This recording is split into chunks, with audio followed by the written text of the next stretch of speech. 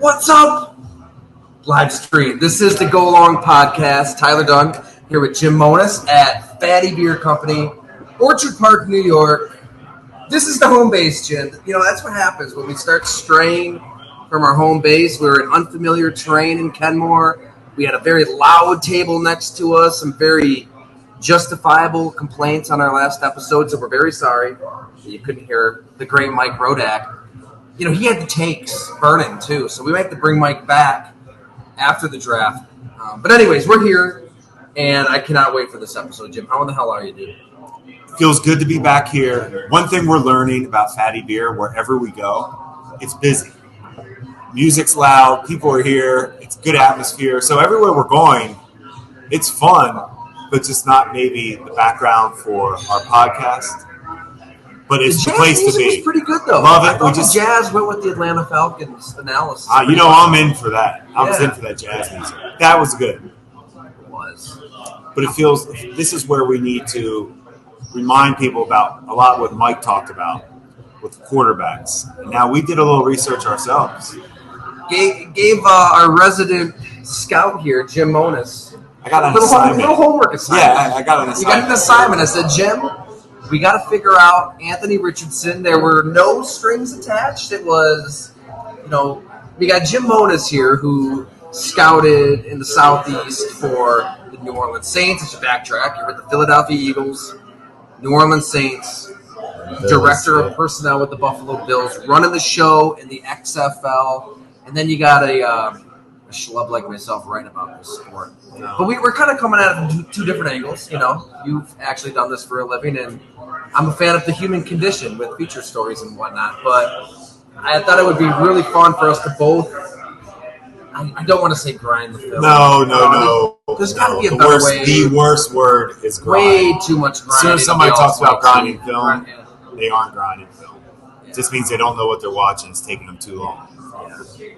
And there's not much worse this time of year than the folks who look at, 6.5 minutes of a YouTube highlight and then come to this sweeping conclusion on anything at all. So you really do have to see anything for a full game, multiple games, do it for a living, live out of a Marriott. I never really asked you, what's it like living out of a Marriott? It's like you were scouting all of these prospects. It becomes your second home. Scary how it almost becomes your home. It becomes comfortable. Yeah. Every time I'm in a Courtyard or a Fairfield Inn, I feel at home. Like I know the breakfast. I know everything that's going to happen.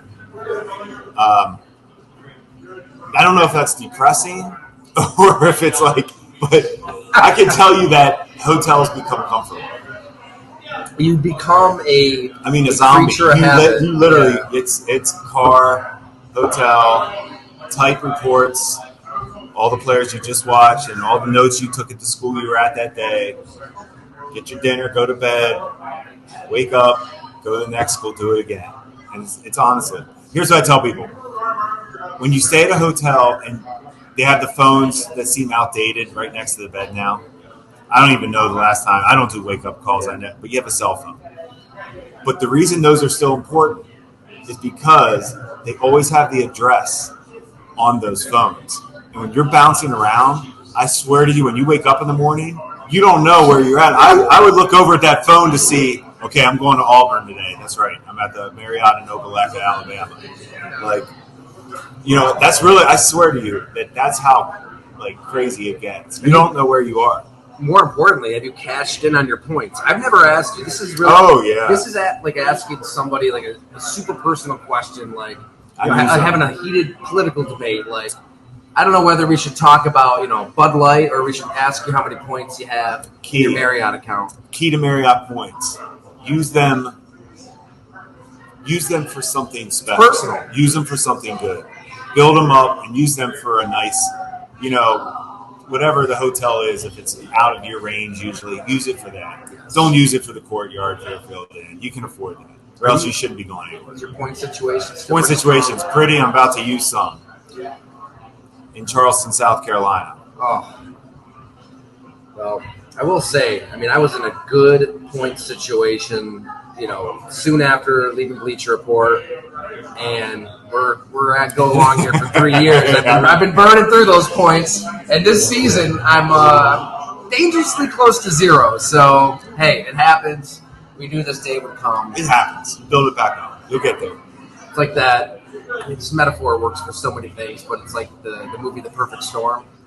Catching all those fish. I do like. I agree with you. Right, George Clooney, Mark Wahlberg, all the classics. Yes, and they're catching all those fish. It's like the getting's good. Me and Gina, we went to the Bahamas, the Cove, Marriott. It was great.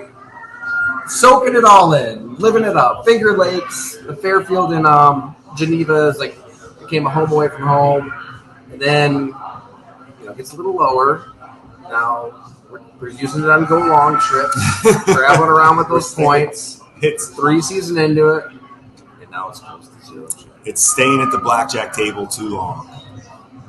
Get out when you're up. Get out when the fishing's good. Don't push it. Don't push the storm. Don't push the weather. I can relate everything to a blackjack table or some form of gambling. We're steering back through the storm. Get out of there. You had a good run. Get out. You knew you were facing it. Okay, though. I do like that movie, though. It's a really good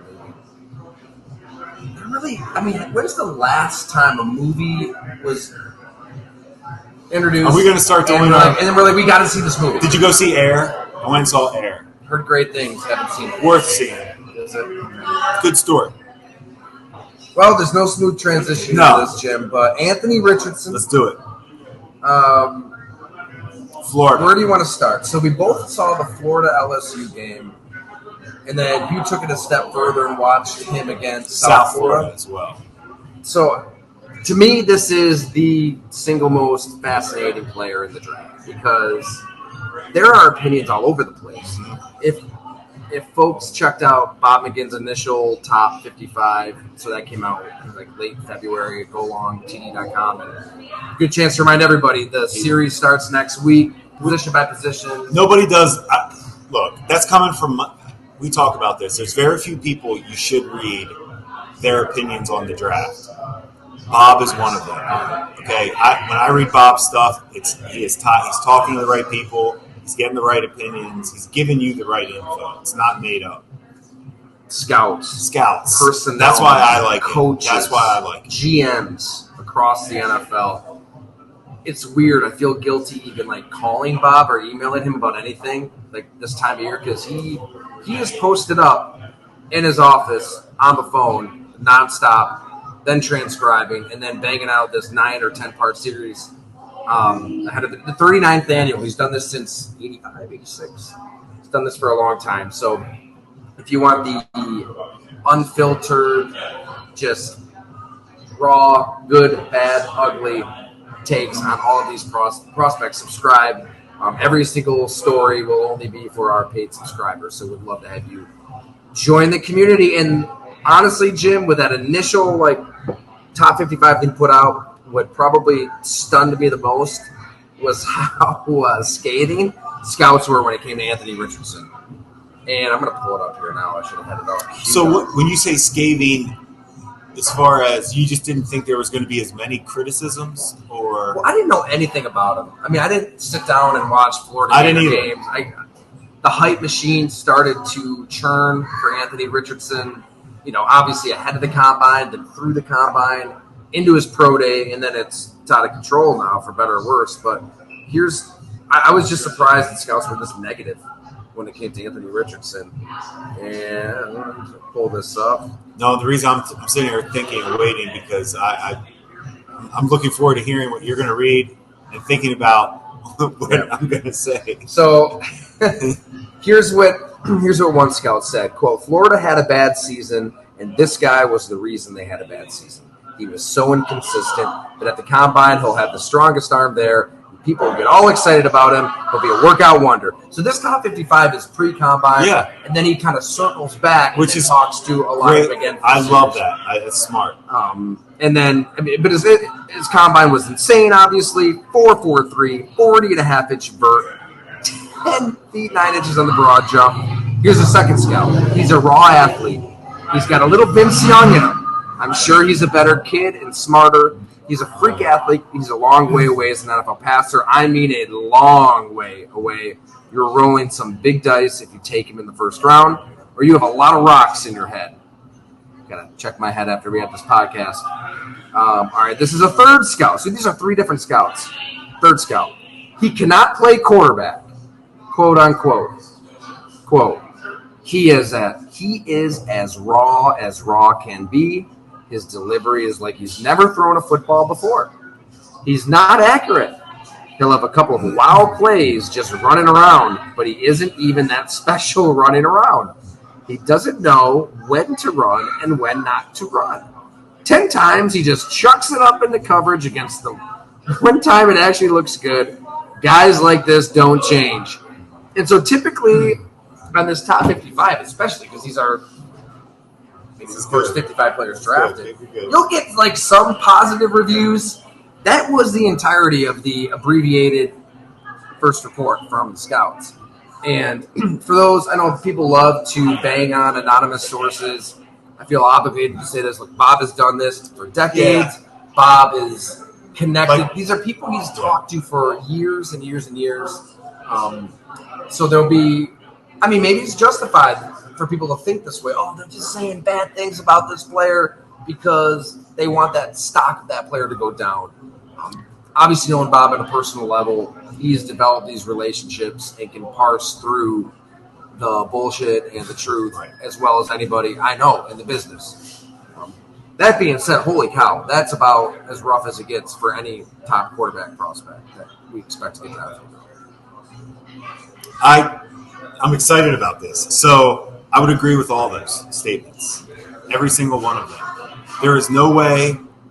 Here's where I'll leave it. I agree with all that. If you draft him, it's a pure. You are taking a gamble, like we always. You're a gambler now. I'm cool on gambling. Now I'm an analytic gambler, so I'm very big on a lot of things need to add up for me to place certain bets. There's nothing adding up on tape for this guy as a quarterback. I didn't see anything except for an incredible arm. Fastballs are easy. This guy's going to give up a lot of home runs because there is no other pitch coming but fastballs. No touch. 0. No accuracy. 0. Not asked. He's not even asked to make very many hard throws. The easy throws, he is not good on. That touch, I know we'll talk about the LSU game because you watched that one. I know which score you're talking about. It's awful. At the goal line, the boots, the tight end, wide open. He made that look so hard. It was rough. Now go watch Vince Young play. Go watch Lamar Jackson. Go watch Cam Newton in college. Go watch. Let's not put Vince Young in that same conversation. I mean, he was a bust. He was not a bust. If I recall, he was Rookie of the Year. Then he fell off the face of the earth. For his off the field, not for on. His ability was off. Like these guys were special players, dominating college football. Richardson, I'm not sure how you justify drafting him as your starting quarterback. Strong. Yeah. Strong take from a strong man. Yeah, it's a total. I'm cool with whoever does it. Good job. I mean, hey, the Falcons are gambling on a third-round pick, Ritter, as being the guy that's going to draft Anthony Richardson. We're going to talk about this because I do think there's more of that Falcon team coming. But Richardson would be a hard no for me. Fair enough, and we're going to get into the LSU game and the specifics of it. I'll just say this, Jim, as you were breaking down not even the pros and cons, the cons of Anthony Richardson. Those are tough. I'll say, I thought for a second you were talking about Josh Allen at Wyoming. No. I didn't do him. I didn't do Josh, but in fairness, go watch Josh Allen Wyoming highlights. Blow your mind away. He was making special throws. People weren't paying attention. Here's the thing with Anthony Richardson, though. Let's just jump right into that LSU game. Watching that start to finish, to me, there's this palpable feeling that he has a physical, athletic skill set to do something special any given play. That he's got this raw ability to just take over a game, detonate a game when he wants. He did it 36 seconds into the game with that bomb of a touchdown. He did it with the 81-yard touchdown run when he's immediately directing. Big arm, and he's a fast, straight-ahead runner. We're not talking about quarterback yet. Oh yeah, no, I get. No, I'm saying those were the two plays. He's got a big arm. He can run. I'll agree with you. In the scout there, it's kind of strange. I don't think he's that he didn't run for 1,000 yards, right? I mean, with what he's able to do, he didn't look real natural in some runs. I see what he's saying about that. I feel like that game though, when he saw Lane, he took it. There was a play. So after he throws the touchdown to start that game, the very next drive, there's a safety in his face on 5 for LSU. Yep. Blitz. And he didn't flinch. He kind of loops wide. He's inside of his own 10. He gets all the way to the 30. He has a long stride. It's a fast stride. I'm just talking about like when we really take it granular, literally what he can do physically, athletically, not many human beings can do at the quarterback position. And you saw it at the combine, you saw it at the pro day, and why I kind of think that and look, I'm with you. Yeah. To me, the ceiling is up here, the floor is down low. It's going to go one way or another. I don't think there's any in between. And if he's going to even come close to that ceiling, we're not going to see it for 2-3 years. Well said. So he needs to get to a situation where, and this is why I kind of think there's hope for Anthony Richardson. You look at the draft, there are some pretty good teams picking in the top 15 that can afford to draft him and put him on ice. I don't think Carolina will go to that extreme. I think they take Bryce Young or CJ Stroud. But Detroit, right? Jared Goff is the starter this year, probably the year after that. They've got a team that is going to threaten to go on a run in the NFC, I think. I mean, the NFC's wide open. They got 2 first-round picks. They could take them, stash them. I mean, behind that offensive line and their culture there, you could talk to Seattle. When they gave Geno Smith all that money, he could go there and sit. Good front office, good coaching. Tennessee, I mean, Ryan Tannehill is going to be the starter this year. Vegas, Jimmy Garoppolo will be. I'm just saying he'll be able to go somewhere and absolutely 100% sit for a year. He won't have to play at all. And every coach says it. Every GM says it. We make fun of them for saying it. Oh, of course you're gonna roll with the veteran when you're 2-7, you're gonna play Anthony. No, I don't think there's gonna be pressure for him to play this year. So he's gonna have time. And then this is where I cannot wait to pick your brain, Jim, because I feel like we're seeing a big shift, and we touched on it. If you could hear the podcast with Mike Brodak, we touched on it then a little bit. I feel like the comparison is the 3-point shot in basketball in terms of through the 90s, early 2000s, up until Steph Curry was drafted, after Johnny Flynn and Ricky Rubio. David Kahn, what the hell were you thinking? That changed everything. All of a sudden, the 3-point shot, we saw the value of it, and it became very clear. Everybody on the court better be able to shoot the 3. Everybody better be a threat. And it changed the game. 1 through 5, the guard, point guard, shooting guard, changed the game. Small forward, power forward, centers. You got to be able to shoot. And because it was so necessary, everybody trained to do it. Right. I mean, can you imagine watching basketball back in the 90s and seeing, like, Patrick Ewing just pulling up from 24 feet and launching a 3? No, it's still kind of weird. Like, I didn't watch much NBA all this season, and I turned on one of these playing games, and to see a center just pull up and shoot every center. Aesthetically bizarre. Every center now. Yes. They don't miss. They don't. I mean, Joel Embiid. I'm with you. Give me money. Name it. Because it was necessary. It was demanded. You better, because if you can't do it, hey, you have no value. Go play in Greece. Go play in Turkey. Get the hell out. I agree. I like it. So, I feel like that's accuracy in football. I feel like it became very clear you better be accurate as a quarterback. If you're not, peace. Get out of here. And there are so many, and that desire, or the demand was so high that the supply met up with the demand. Now you've got quarterback coaches all over the country. And we've talked to a bunch. They've been on our happy hours. They've been on the podcast. Joshua Harris with Lamar Jackson. Quincy Avery with Deshaun Watson, Justin Fields, Jalen Hurts. I talked to him for the story I have up right now with Anthony Richardson. Steve Calhoun He goes way back to Russell Wilson and Cam Newton. He's got Jordan Love. He's like a father figure to Jordan Love. He's in direct communication with Matt LaFleur. They're talking all the time. He's giving him drills to work on. I mean, Tom House was obviously Tom Brady's guy.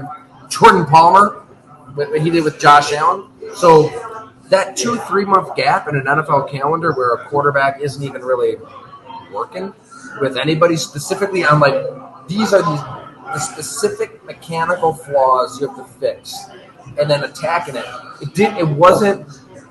I might be wrong. No, I feel like it wasn't streamlined even 10, 15 years ago. Now everybody has a guy, and then if you can marry that with an innovative offensive coordinator, play caller, head coach, Brian Dable, Nick Sirianni, somebody. I mean, Matt LaFleur. And if you can get everybody on the same page, you've got a chance to for the longest time, we thought if you're inaccurate, you're never going to become accurate. That's changed.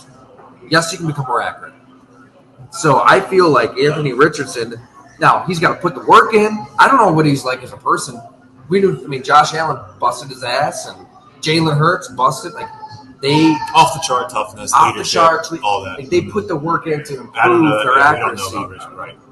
I don't know anything about him. I mean, those are traits of incredibly successful, talented athletes. The drive, like they have evidence of success, evidence of dominating, evidence of carrying you, all that. True.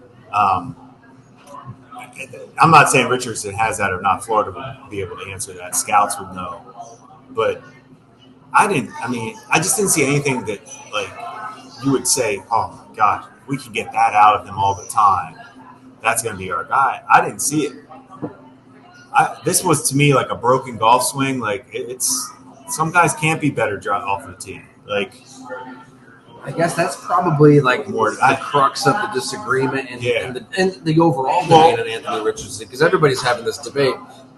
I feel like, all right, what he can fix, I think if he puts the work in, he'll be able to fix it. That's fair. What you can't fix at quarterback, 6'4", 250, 4'4", 40, all that stuff, he had.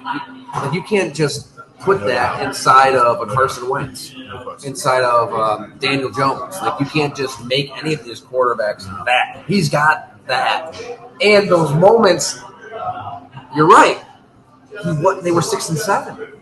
He wasn't dominant. His numbers were. He should have ran for 1,000 yards. Watch South Florida game. Watch it all. But I think looks the same. These particular plays would be enough if I'm a good team and I can make a luxury pick.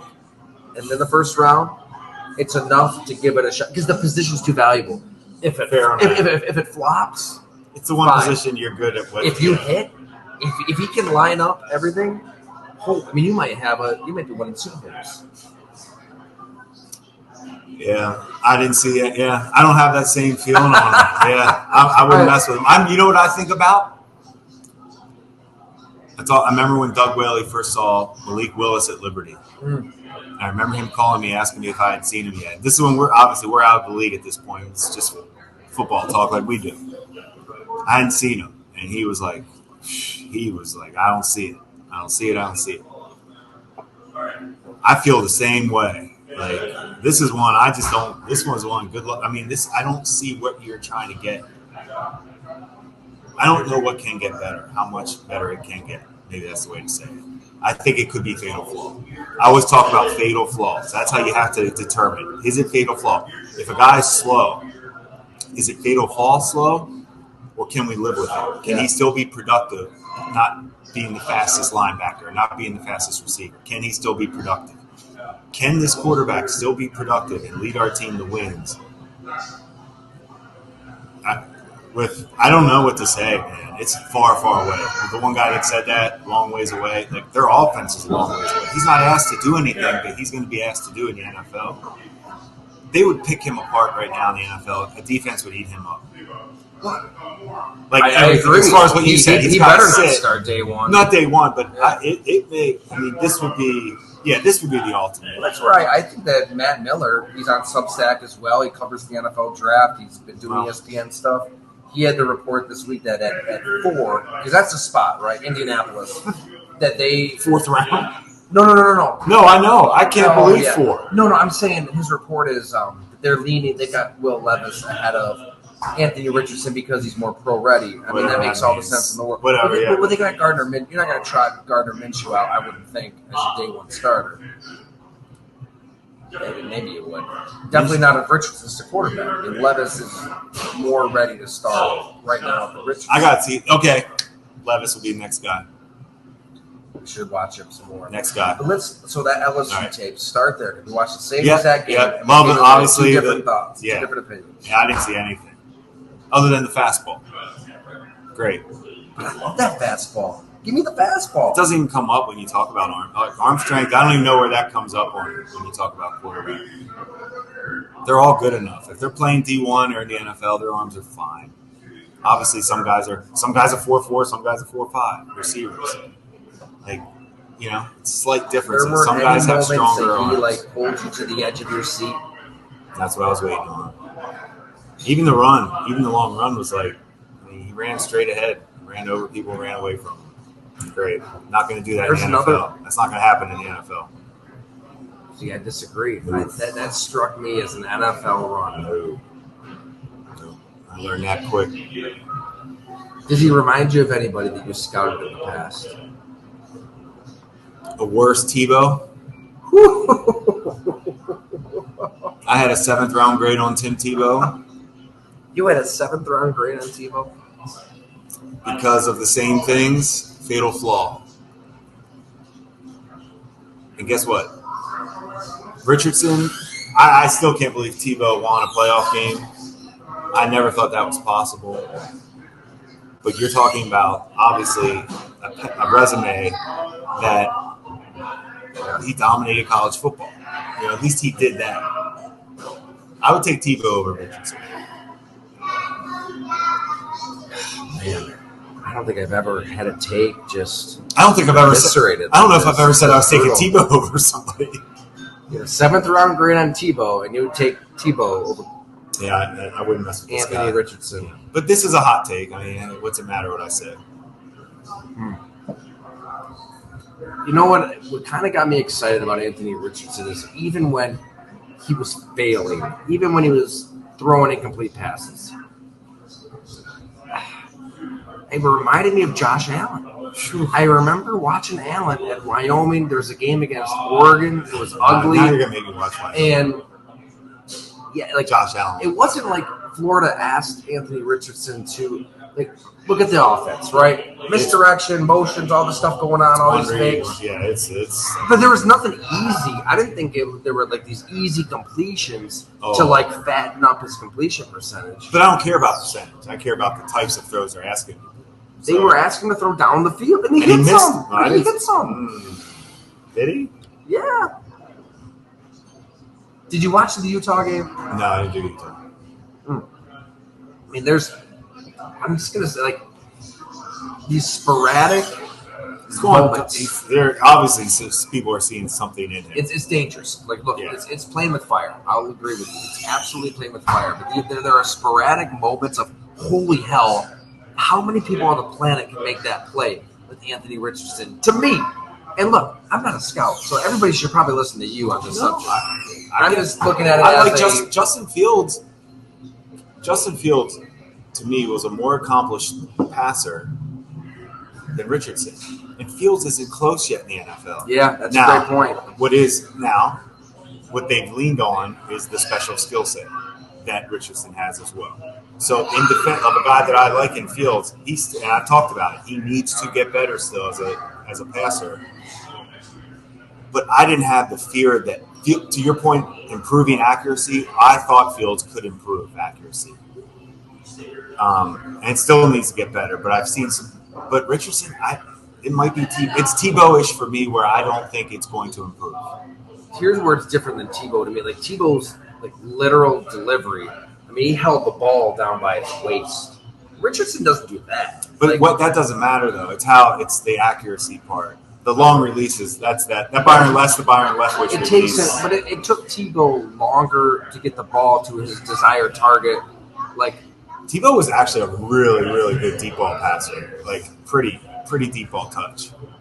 Like there are good things with him. It was the antithesis He was of not. compact. He just was not an NFL quarterback. He was a system quarterback, a college system quarterback. I just don't see it with Richardson.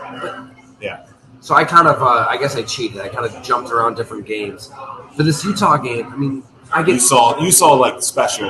There's little moments of special. Yeah. Of hope. That's what I need. That's what I would need to see. All right, I could check. Where I'm like, it's worth the gamble. And it's a gamble. You're a gambler. I'm cool with gambling. It's like if you're on the app and you see odds are I'm cool with gambling. Crazy, but you've got a little hunch, you've got a little feeling.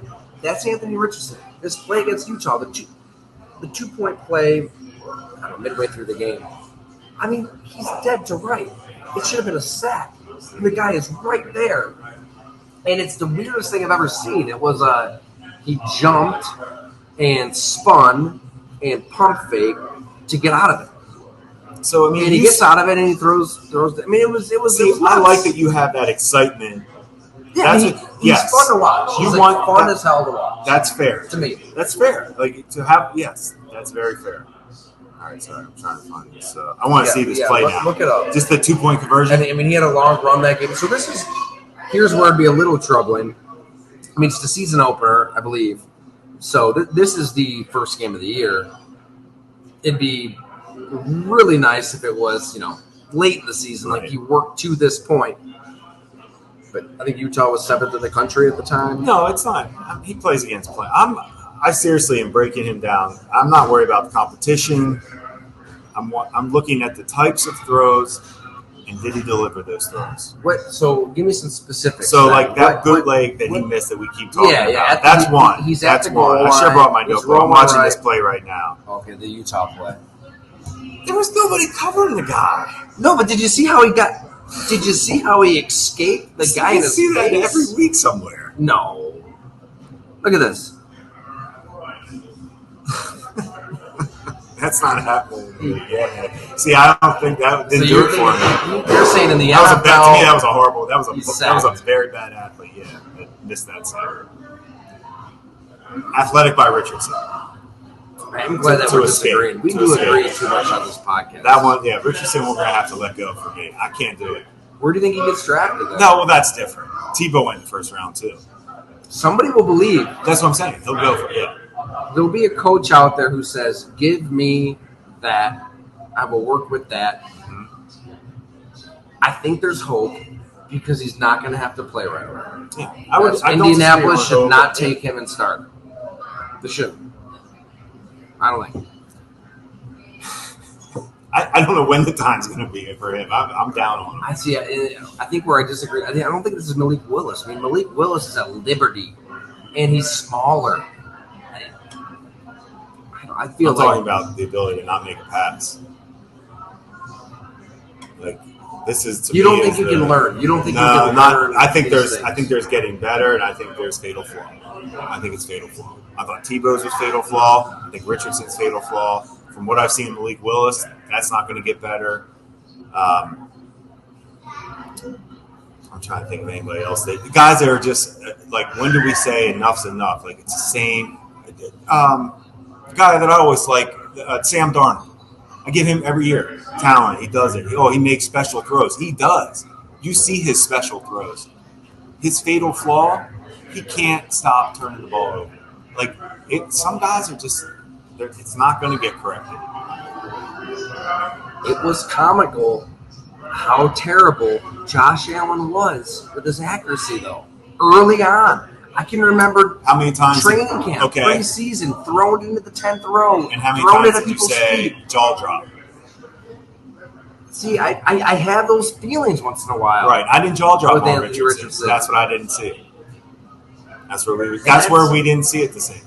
You know what? And that's where we just watched the play together. I'm trying to fight the draft industrial complex because we've got months and months to pour over clips and games and, fall in love and fall out of love with prospects. I get it. And I try to fight that urge as much as I possibly can. I never could get on the Malik Willis hype train last year. It was moving fast. But where'd he go, though? 4th round. That's my point. So they knew he went in the third round, right? Or Tennessee third late or fourth. third. That's fine.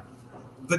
But nobody was buying into him. They knew, they recognized. The league knew. They recognized. Maybe the league, I mean, maybe they could you know see what a you're saying. precipitous drop? Or do you think that somebody is seeing what I'm seeing? I think somebody else seeing what I'm seeing.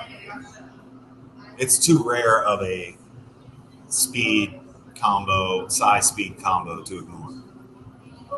For somebody, I could ignore it. You know what? Probably the heart of the debate is too is the way you're kind of breaking this down. I'm not saying you're wrong. There's a good chance you're right. They're 20-year-olds, 21-year-olds. To me, it's like they're far from finished products. I don't disagree with you. That's why I keep using the word fatal flaw. I do believe in guys getting better and all that. For him, I think it's a long because there's too much. Is there a team you would see as a good fit? No. I don't see it. Man. Nothing. You don't think if he goes there? Well, you tell me. Give me a team. Like who? Detroit. No, they had Jared Goff. Like I would take Goff over him in a heartbeat. Oh no, I would too. I'm saying to sit for a couple of years. But that style isn't like you have to be incredibly. Jared Goff ball handling is outstanding. Accuracy, like two coming around on Jared Goff. He's a bottom end. You were an anti-Goffite for a while. I'm going to tell you what he is still. You're never going to win with him. Then you should draft Anthony Richardson. Richardson's not better than him. But he might be this Goff is that number. He's what we call from 15 to 32. A lot of quarterbacks that are good starters, but aren't the guy that are going to get you to where you need to go. That's Goff. We've always said that about him. I don't think he's good enough to win a Super Bowl with. I think if you're looking to get a quarterback that can start and get you through a season, or you're a loaded team, like they were. You know what's interesting on Richardson that I've noticed, Jim, is so whether it's the scouts, what they're telling Bob, independent of what those scouts saw a long time NFL, XFL scout, you've seen it, and maybe this is the answer. I'm seeing people I respect in like my business cover the game, and I don't really cover the game through an X's and O's lens. I don't either. I really don't. I don't either. But there are people who do. Yeah. Robert Mays, Benjamin Solak, like they're all in. Nate Tice, he did scout, right? You guys ran across each other. So there are people who are thinking, and I won't even take this leap. I think Tice, obviously the son of Mike Tice, fantastic work. Him and Robert Mays, excellent podcast. Check it out. They were talking about this all, and he's like, yeah, I probably want to put him at number one. He wants to put him at number one. Bryce Young, C.J. Stroud, ahead of these guys potentially. He feels the urge. I don't know if he has. I don't want to put words in his mouth. But that conversation is being had, which is nuts, considering what you see, what the scouts see. I mean, the variance here, I can't think of more of a variance than this. Is there any prospect out there? I mean, there were people who didn't like Cam Newton, but it was. But he was going to go number one. The first one. I mean, Malik Willis, people were getting excited about him, but people had a hard time saying, like, no, you got to take it. They saw it, right. Johnny Manziel, but even with him, you saw it against Alabama. He got put right. But here's the thing with Johnny, like, he physically, athletically, he was never that special. No. He really wasn't. He was he screams the backup quarterback that you're happy for 4 games in the NFL. You know, I'd love to. We can win. You know, we can go 2-2 with Johnny. If you have to play a whole season with him, we're in trouble. I'm trying to think of a guy that could be this, where he could seriously be. I can give you a different position. The Jets took a guy, Golston, defensive end. Vernon Golston, yeah. He was a guy that I heard scouts say wouldn't draft. This was in our draft room in New Orleans. Wouldn't draft him to coaches saying this guy, or even scouts, not just coaches, anybody else. This is going to be lead the league in sacks. He's that good. All because of his combine numbers.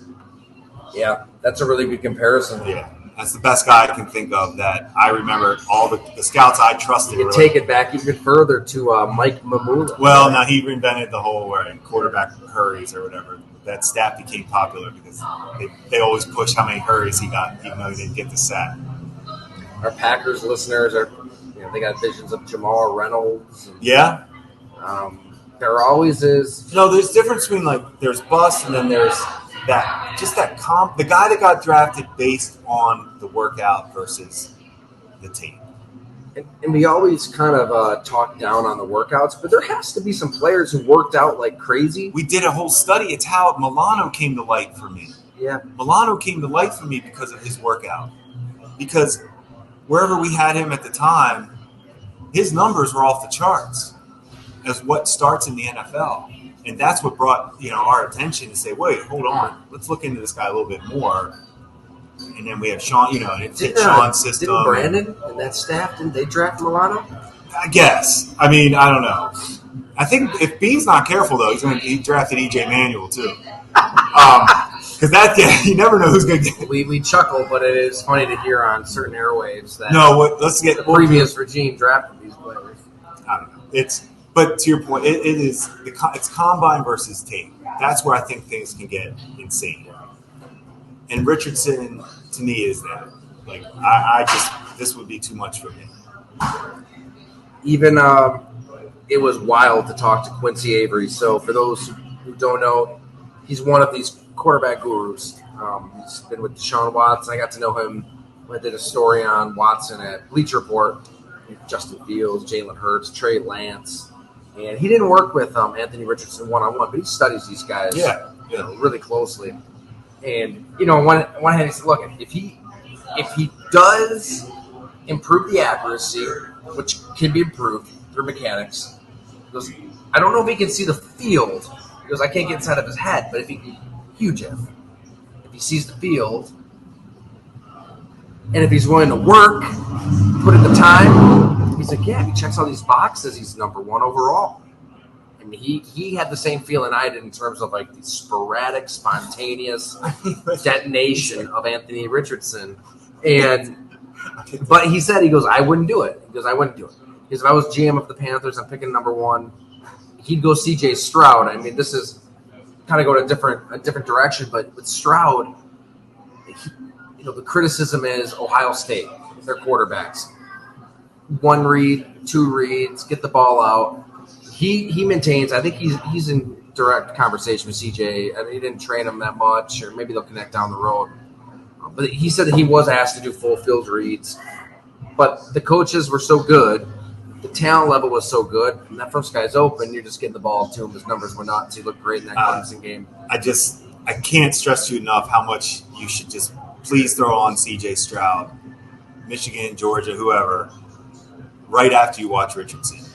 And the gap is just incredible. That's what I did. I saw jaw-dropping throws in coverage, dropping it, incredible accuracy, natural passer, everything you want to see.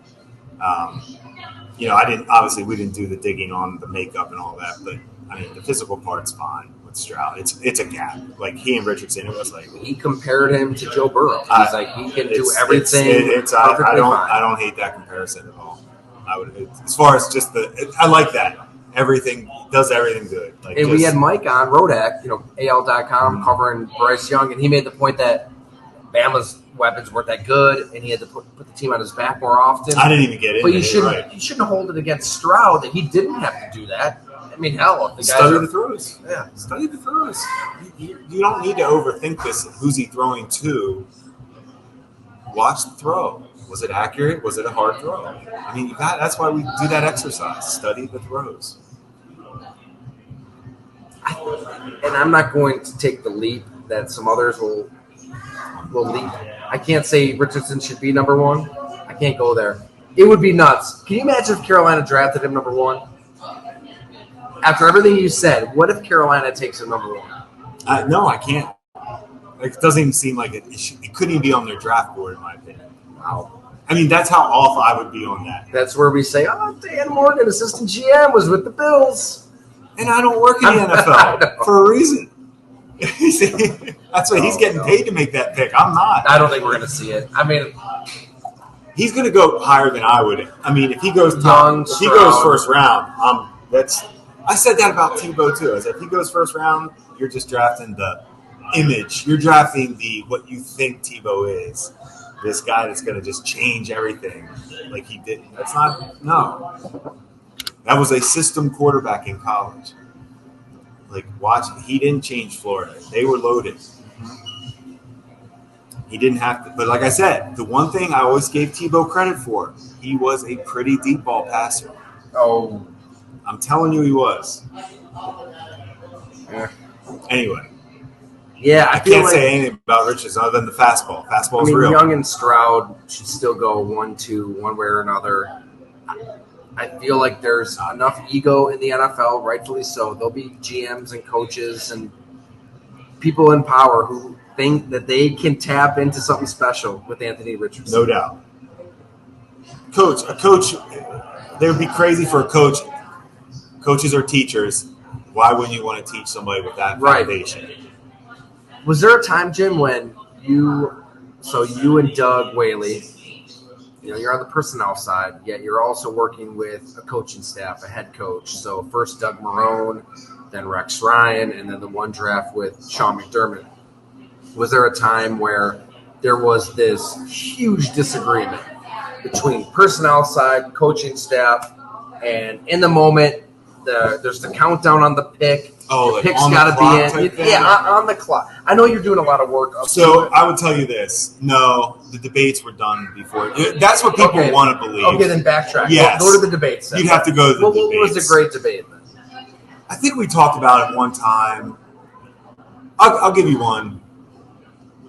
I give credit. We talked about it before, but Marrone was not a fan of Quanjo and Cyril Richardson. And he made it known, and he was right. But I always said I like how he approached it. He said, he said his piece. Watched the tape. He gave his reasons. But hey, protocol is what it was. The scouting staff believed in those guys as, once again, developmental. Thought they had chances to get better. Richardson especially. Quanjo we thought was a plug and play. Wrong. So, but that wasn't ever heated. And I give Marrone credit on that. As far as, hey, he could have really made a big deal about it. He made it known he wasn't happy. Now, Marrone also, I can tell you, he also, he was wrong on some guys too, just like we all are. The top of 2014. So you can be right and wrong on guys all the time. You don't have to talk. No, I'm trying to think of debates. Now, the one we had, so Mac was not like a heated debate.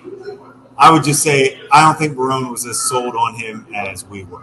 I would just leave it at that. Which is, he had his reasons why. It wasn't that he didn't think Mac was going to be a good player. He just didn't see the special that some people saw. We could talk about Beckham.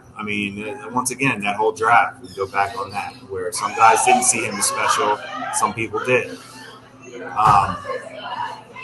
But to a lesser degree, honestly, I can't think of like a heated.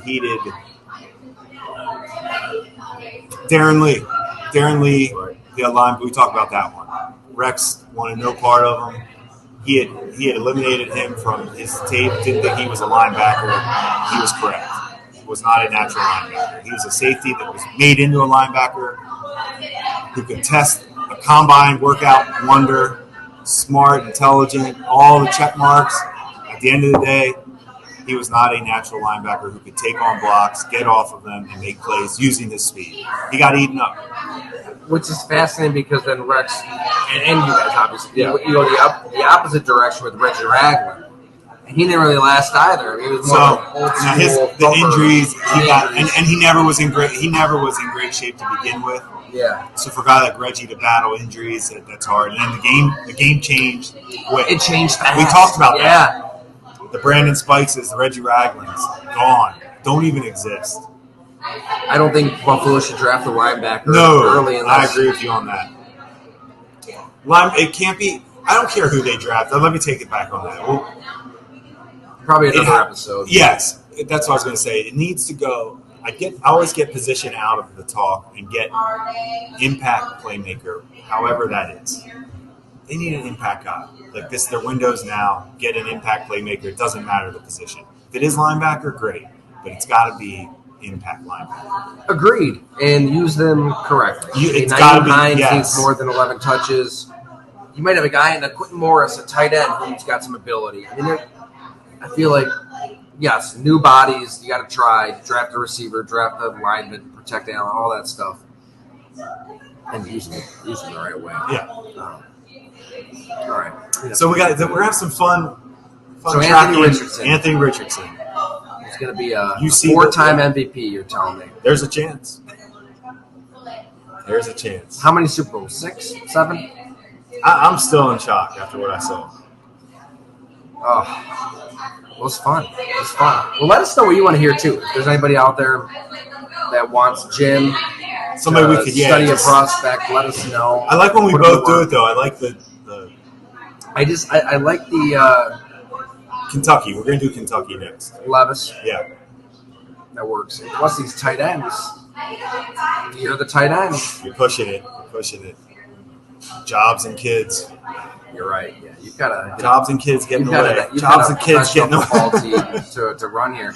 Anything you can say on the XFL? I mean, how's life for you? Hey, things are going just accordingly, right? Moving right along.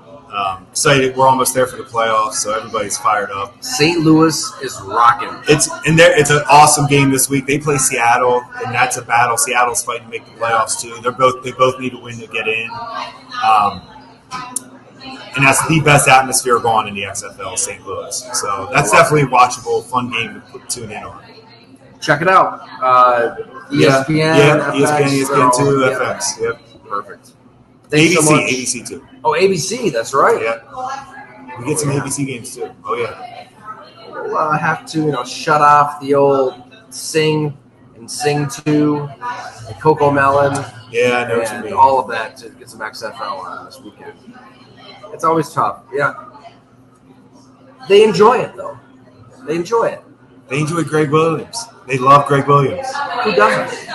Greg Williams. He's part of your book. He's part of your life. Part of XFL. Planting spies to tee off on Rob Johnson. Like, his name comes up a lot on this pod. Thanks so much for watching, for listening. Apple, Spotify, golongtv.com, and also subscribe to the website. Bob McGinn series is dropping very soon. Thanks so much, everyone.